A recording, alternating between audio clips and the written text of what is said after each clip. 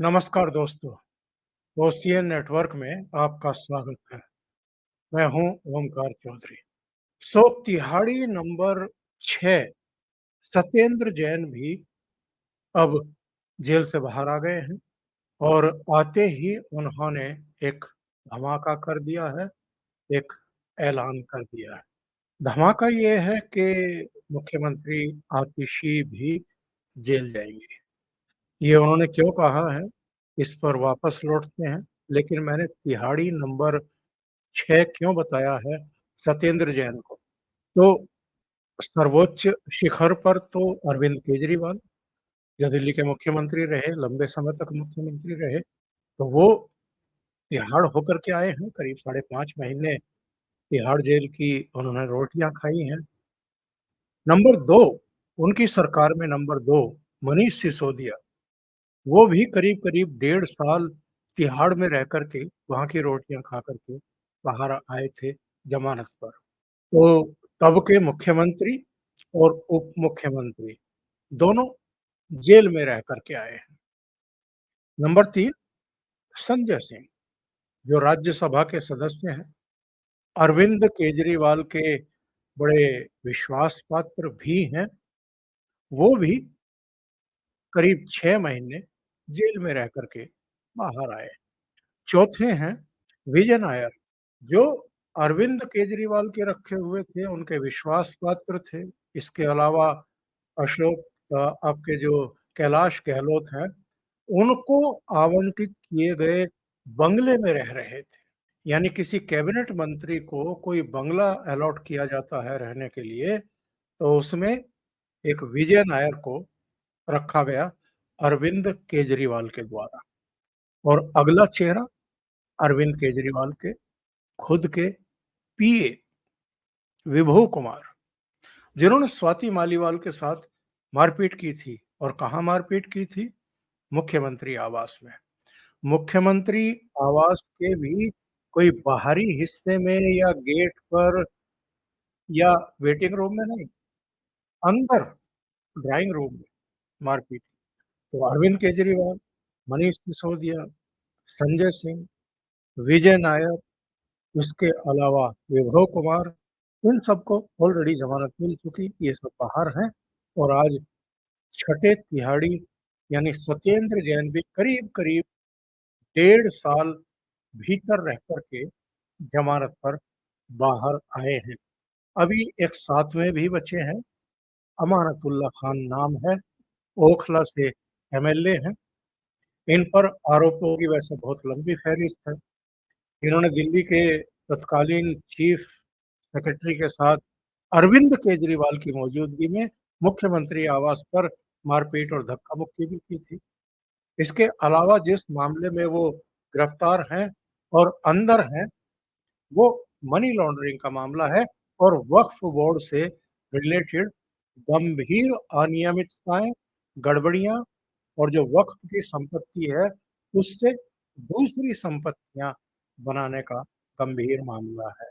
अब सत्येंद्र जैन ने जेल से बाहर निकलने के बाद भारतीय जनता पार्टी के बारे में, केंद्र सरकार के बारे में, प्रधानमंत्री नरेंद्र मोदी या गृह मंत्री अमित शाह के बारे में कोई फूल तो बरसाए नहीं होंगे, बहुत अच्छी-अच्छी बातें तो की नहीं होंगी, उनकी प्रशंसा तो की नहीं होगी कि भई वो भ्रष्टाचार से लड़ने का एक बीड़ा उठाए हुए हैं, अच्छा काम कर रहे हैं। जिनको इतने समय तक तिहाड़ में बिताना पड़ा हो, जिनको ज़मानत ही ना मिल रही हो, निचली अदालत से लेकर के सर्वोच्च अदालत तक बार-बार जिनकी ज़मानतें, अंतरिम ज़मानत की याचिकाएँ खारिज हो रही हों और ये कहा जा रहा हो कि नहीं, इनका बाहर आना ठीक नहीं है, ये गवाहों को प्रभावित कर सकते हैं, जो दस्तावेज हैं, उनके साथ छेड़छाड़ कर सकते हैं, इसलिए इनकी ज़मानत ग्रांट नहीं की जा सकती।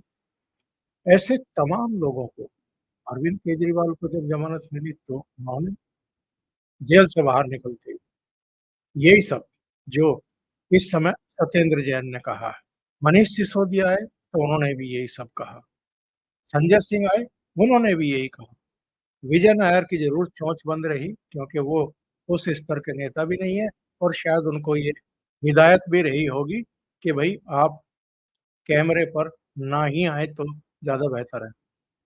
इसी तरीके से विभव कुमार भी चुपचाप जेल से बाहर निकल लिए और अब उनको इनाम दिया गया है स्वाति मालीवाल के साथ मारपीट करने का, गिरफ्तार होकर के जेल जाने का। उनको पंजाब के मुख्यमंत्री का विशेष सलाहकार नियुक्त करके चंडीगढ़ में तैनात कर दिया गया।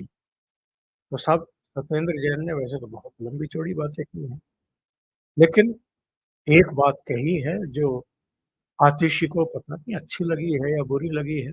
आतिशी भी बाहर गेट पर इंतज़ार कर रही थी भ्रष्टाचार के आरोपी का, जिसको 1.5 साल बाद जाकर के राउज़ एवेन्यू कोर्ट ने बाहर जाने की इजाज़त दी। आप अंदाज़ा लगा सकते हैं किसी राज्य का मुख्यमंत्री किसी जेल से 1.5 साल बाद रिहा होने वाले किसी अपराधी को, आरोपी को रिसीव करने के लिए खड़ा हुआ हो, गेट पर खड़ा हुआ हो। लेकिन ये अरविंद केजरीवाल की आम आदमी पार्टी है और ये जो कट्टर ईमानदारी का पट्टा गले में डाल कर के घूम रहे थे और मुझे स्वराज चाहिए, मैं आम आदमी हूँ, जैसी टोपियाँ लगा कर के लोगों को टोपी पहना रहे थे।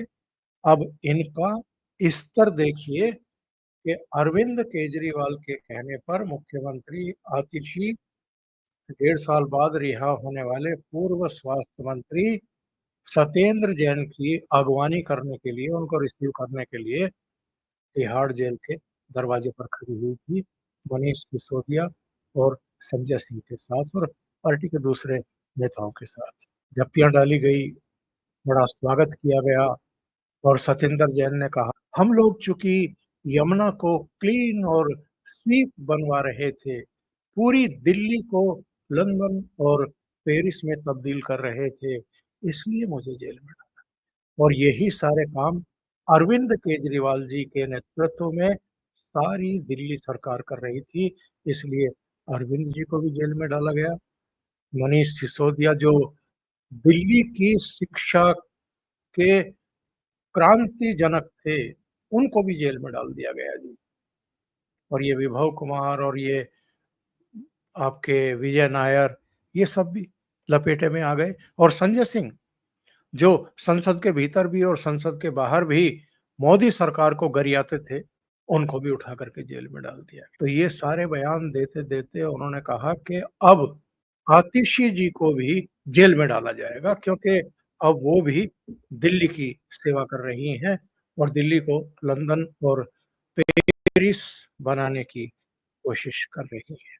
तो इनकी जो ये दिल्ली को पेरिस और लंदन बनाने की सुखद दुखद यात्रा है, ये वैसे तो 2013 से चल रही है और अभी हाल-फिलहाल दिल्ली को कितना पेरिस और लंदन बनाया है इन्होंने, उसके गड्ढे युक्त बारिश का पानी भरी हुई सड़कें, जगह-जगह तिलक ब्रिज से लेकर के मिंटो ब्रिज और तमाम दूसरी जगहों पर बसें रुकी हुई खड़ी हैं, बारिश के पानी में, गाड़ियाँ फँसी हुई हैं, कारें फँसी हुई हैं, लोग पता नहीं कैसे-कैसे निकल कर के बाहर आ रहे हैं, वो सारे दृश्य आपने देखे होंगे।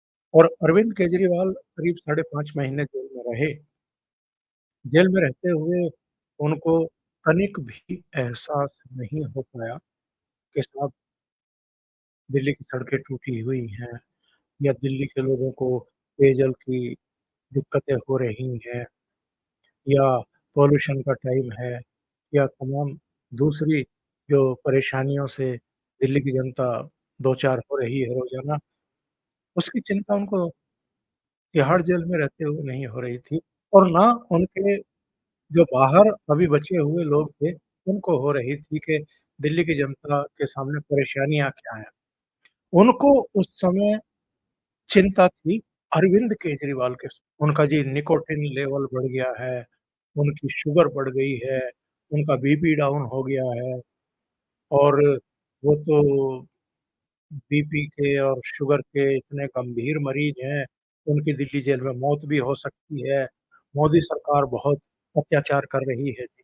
और ये सब नाटक नौटंकी तब की जा रही थी जब कोर्ट के हस्तक्षेप पर एम्स के डॉक्टरों का एक मेडिकल बोर्ड गठित कर दिया गया था कि वो दिल्ली के महान मुख्यमंत्री जो गिरफ्तारी के बावजूद इस्तीफा देने को तैयार नहीं है, उनके स्वास्थ्य की निगरानी रखेंगे कि जेल में वो मृत्यु को प्राप्त ना हो जाएँ, जैसा कि उनके कई साथी सौरभ भारद्वाज, तब आतिशी मार्लेना मुख्यमंत्री नहीं थी, पर वो भी रोज़-रोज़ प्रेस कॉन्फ्रेंस करती थी और कई बार तो कैमरों पर फूट-फूट करके रो पड़ती थी। एक बार तो जब मनीष सिसोदिया को ज़मानत मिली तो इतनी ज़्यादा वो सेंटिमेंटल हो गई कि कैमरों पर रो पड़ी और फिर पानी का गिलास उठा कर के उनको पानी पीना पड़ा, तब उनका गला ज़रा ठीक हुआ। तो ये लोग एक-दूसरे के प्रति कितने समर्पित हैं, एक-दूसरे की कामों की कितनी प्रशस्ति करते हैं। ऐसा समर्पण, ऐसा एक-दूसरे के प्रति विश्वास और संवेदनाएँ अ, अन्यत्र देखने को मिलती नहीं है किसी भी सरकार में और किसी भी पार्टी में, जैसा ये आम आदमी पार्टी में है। और मुद्दे को डाइवर्ट कर देना, जो एक्चुअल में आरोप जिनके चलते इनको जेल यात्राएँ करनी पड़ी हैं, लंबी-लंबी जेल यात्राएँ करनी पड़ी है, जो एक्चुअल कारण है, वो छुपाने के लिए सत्येंद्र जैन को इसलिए जेल में डाला गया क्योंकि उन्होंने विश्व स्तरीय मोहल्ला क्लिनिक बनवाए। मनीष सिसोदिया को इसलिए जेल में डाला गया क्योंकि वो दिल्ली की शिक्षा की क्रांति के जनक थे और संजय सिंह को तो मैं बता ही चुका हूँ कि संसद के भीतर भी और संसद के बाहर भी इतना क्रांतिकारी काम उन्होंने कर दिया अल्प समय में मोदी सरकार के खिलाफ कि वो दिल्ली की और देश की और संसदीय इतिहास जब लिखा जाएगा तो स्वर्ण अक्षरों में उसको जगह मिलेगी। इतना नेक और पवित्र काम इन्होंने किए हैं। वहाँ संसद में मेज़ पर चढ़ कर के जिस तरीके से मार्शल के साथ संसद के सुरक्षा कर्मियों और कर्मचारियों के साथ धक्का-मुक्की करके और धक्का-मुक्की भी ऐसी-वैसी नहीं, पूरा फ़ोर्स के साथ उसकी छाती पर प्रहार करके उसको पीछे धकेलने का कारनामा संजय सिंह ने किया था। बहरहाल इनके असली कारनामे क्या थे, वो तो हम और आप और पूरी दिल्ली की जनता अब जान ही चुकी है। ऐसा शराब घोटाला किया, नई आबकारी नीति लेकर के आए और उसमें सैकड़ों करोड़ रुपया साउथ की कंपनी से रिश्वत के रूप में इन्होंने पकड़ा और जिसमें केसीआर की बेटी और वहाँ की एमएलसी तेलंगाना की के कविता भी गिरफ्त में आई। वो भी कई महीने तिहाड़ जेल में रही और अभी कुछ ही समय पहले उनको भी ज़मानत मिली है। तो इन्होंने यानी अरविंद केजरीवाल ने अपनी पार्टी के नेताओं को तो तिहाड़ भेजने का बंदोबस्त किया ही, नई आबकारी नीति बना कर के और साउथ के शराब कारोबारियों से नेक्सस करके, उनसे पैसे लेकर के और गोवा में वो पैसा चुनाव में खर्च करके और कुछ 55 करोड़ का हिसाब-किताब अभी मिल नहीं रहा है। मिल गया होगा पर एजेंसी घोषित नहीं कर रही है, बता नहीं रही है, कोर्ट को बताना चाह रही होगी। 100 करोड़ की बात थी कि 100 करोड़ साउथ की कंपनियों से लिया गया, नई आबकारी नीति बना कर के उनको हज़ारों करोड़ रुपए का फ़ायदा पहुँचाने की एवज़ में। उसमें से 45 करोड़ के तो सारे मनी ट्रेल मिल गई है कि दिल्ली से हवाला के ज़रिए किस तरीके से गोवा भेजा गया, किस-किस को दिया गया, कैसे बाँटा गया, यहाँ से भेजा किसने, वहाँ रिसीव किसने किया, वो सब है और वो भी गिरफ्तार है। वो भी सब चौहान से लेकर के तमाम जनप्रीत सिंह वगैरह सब गिरफ्तार हैं। लेकिन जैसे ही जेल से बाहर आते हैं, तो ये पहला काम ऑन कैमरा ये करते हैं कि साहब सबसे ज़्यादा गड़बड़ी अगर इस देश में कोई रहा है, तो वो ज़ाहिर है भ्रष्टाचार के खिलाफ कार्रवाई करके प्रधानमंत्री नरेंद्र मोदी ही कर रहे हैं, गृह मंत्री ही कर रहे हैं, जिनके तहत कुछ जाँच एजेंसियाँ आती हैं और ये तो ख़ैर कट्टर ईमानदार हैं। तो इनको तो बेवजह एक तरीके से बदनाम किया गया है और इसलिए बदनाम किया गया है क्योंकि ये इतना बेहतरीन काम कर रहे थे, इतना बेहतरीन काम कर रहे थे कि कुछ ही समय में पूरे देश की जनता नरेंद्र मोदी को, अमित शाह को, राजनाथ सिंह को, सबको रिप्लेस करके अरविंद केजरीवाल को देश का प्रधानमंत्री बनाने वाली थी। लेकिन उससे पहले ही इन लोगों ने साजिश करके इन सबको तिहाड़ भेज दिया और अदालत ने भी इनको तिहाड़ जेल भेजते हुए खुद प्रधानमंत्री नरेंद्र मोदी या फिर अमित शाह ही बैठे होंगे। जजेस तो किसी को अदालत भेजते नहीं हैं। कोर्ट कचहरियाँ तो देखती नहीं है कि जाँच एजेंसियों ने दस्तावेज़ों में क्या-क्या लिखा है, भ्रष्टाचार करने वाले और जिनको गिरफ्तार करके कोर्ट में कटघरे में खड़ा किया गया है उन्होंने। बहरहाल अब विधानसभा चुनाव बिल्कुल आ ही गए हैं।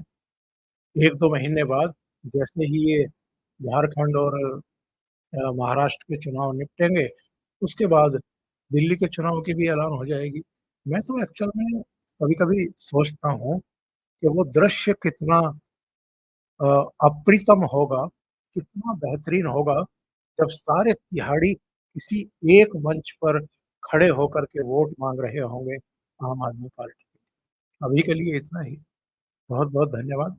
अगर आपको ये चैनल और इसके कंटेंट पसंद आ रहे हैं, तो लाइक करें, कमेंट करें, वीडियो को शेयर भी करें। अभी तक अगर आपने ये चैनल सब्सक्राइब नहीं किया है, तो सब्सक्राइब कर लें और साथ में लगे बेल आइकॉन को दबाना ना भूलें, ताकि आगे आने वाले वीडियो और उनके नोटिफ़िकेशन आप तक पहुँचते रहें। बहुत-बहुत धन्यवाद।